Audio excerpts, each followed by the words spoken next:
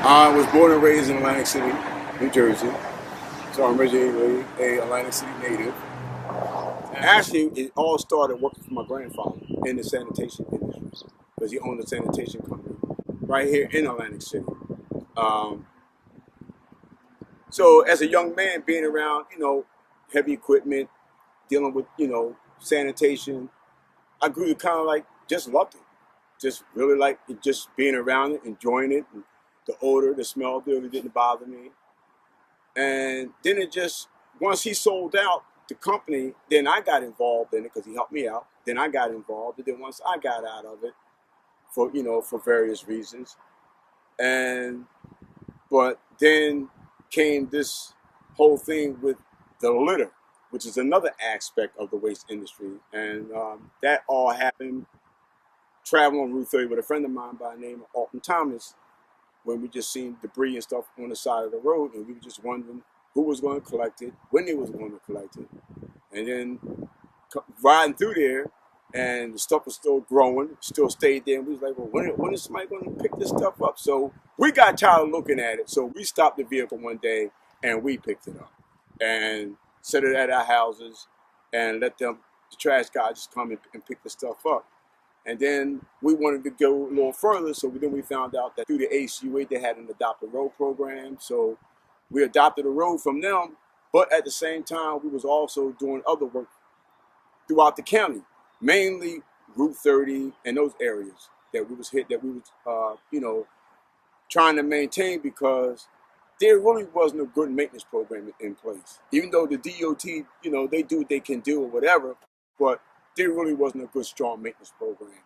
And now, as we venture further into this whole thing, now we're finding out this isn't an isolated incident. This is throughout the country that we have this problem. But in our opinion, it's just not being addressed properly.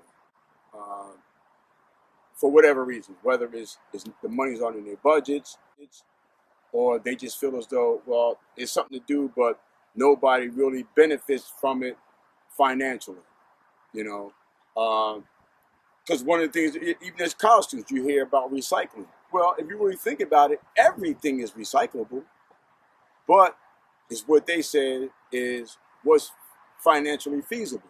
So if certain things aren't financially feasible, then we don't do it. Like, for instance, we don't, for the most part, recycle styrofoam, but it can be recycled.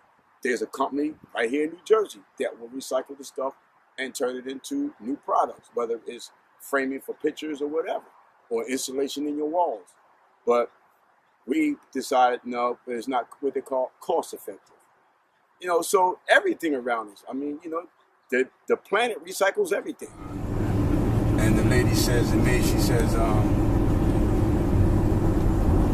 are you dumping that stuff here? I said, no, miss, I'm going to clean this mess up right here. She said, oh, thank God. I'm glad somebody's coming out here to clean this up because I can't get nothing out of these fake politicians. I've been calling them up, and I can't get nothing out of them. Right. It's so weird. I said, miss, that's how it is out here. Now, maybe if you gave that person an envelope, maybe it help. It's basic stuff that we see that's not getting done. We talk about sustainability, we talk about pollution, but the one type of pollution that we have 100% control over, for whatever reason, we turn the other cheek. And we just can't understand that until this day.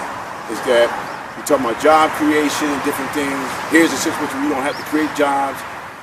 People just do it for whatever reason, whether they're just trying to avoid the tipping fees at the landfill, or just too lazy to go to a trash receptacle, or whatever the case is. And part of it is that we live in a throwaway society. It's much easier out the window than to find it a receptacle or a place to put this stuff. So, I mean, we just don't know. We just don't know.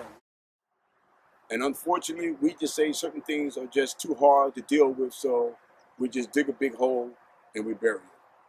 But that doesn't make it the right way to do it. Because in the real world, which I call nature, nature doesn't dig holes and put stuff in it that it doesn't want. We do that because it's a shortcut.